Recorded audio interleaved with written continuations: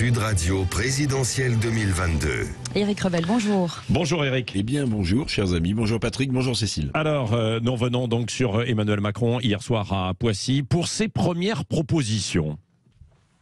Oui, c'est donc parti, Patrick. Le président candidat a commencé sa tournée électorale avec les promesses aux Français. C'est comme les fruits, cette saison en ce moment, les promesses électorales. Alors Emmanuel Macron promet de faire dans les 5 prochaines années ce qu'il n'a pas pu faire depuis 5 ans. Bon, il propose aux Français 4 grands pactes. Il a commencé comme ça pour un nouveau quinquennat, un pacte européen, un pacte entre générations, un pacte productif pour aller vers le plein emploi et réindustrialiser le pays. Ouais, rien que ça. Un pacte républicain pour l'immigration, la laïcité et la sécurité. C'est beau comme l'antique. Oui, mais Éric, soyez quand même concret. Le président candidat cible, je le cite, la défense du pouvoir d'achat des Français avec des mesures assez précises tout de même.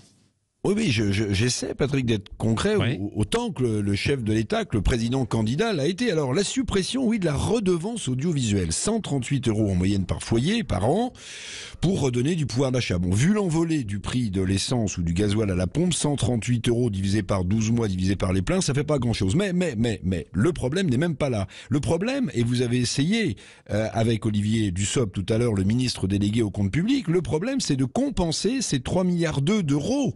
Si on supprime la redevance audiovisuelle. Alors il y a 3 solutions. Privatiser en partie le service public audiovisuel, comme le souhaitent d'ailleurs Zemmour ou Le Pen.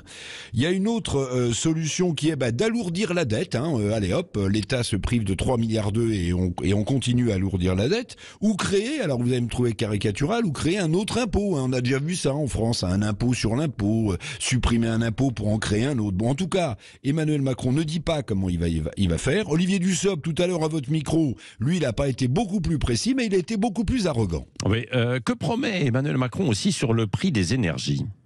Alors, vous en avez parlé un peu. Alors, sur le prix de l'énergie, qui n'en finit plus de flamber, évidemment, on le constate tous, le président assure, par exemple, que le prix du mètre cube au gaz va rester gelé jusqu'à la fin 2022. Ce qu'Emmanuel Macron ne dit pas, c'est qu'avec la guerre en Ukraine, la pire difficulté, ok, c'est le prix pour les Français, pour les ménages français, ok, mais c'est surtout la reconstitution des stocks de gaz. Or, cette reconstitution intervient en général cet été.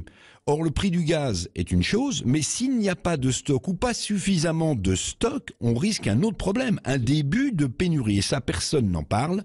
17% du gaz français, je vous le rappelle, provient de la Russie.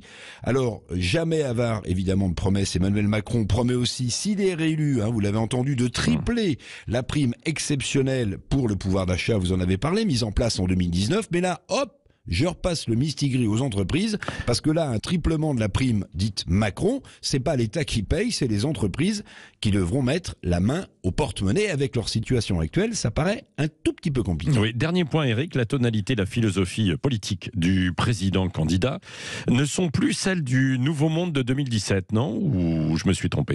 Non, vous avez raison, Patrick, vous l'avez sans doute noté, le Nouveau Monde du président de la Start-up Nation, disrupteur et moderne de 2017, s'est envolé, s'est évaporé.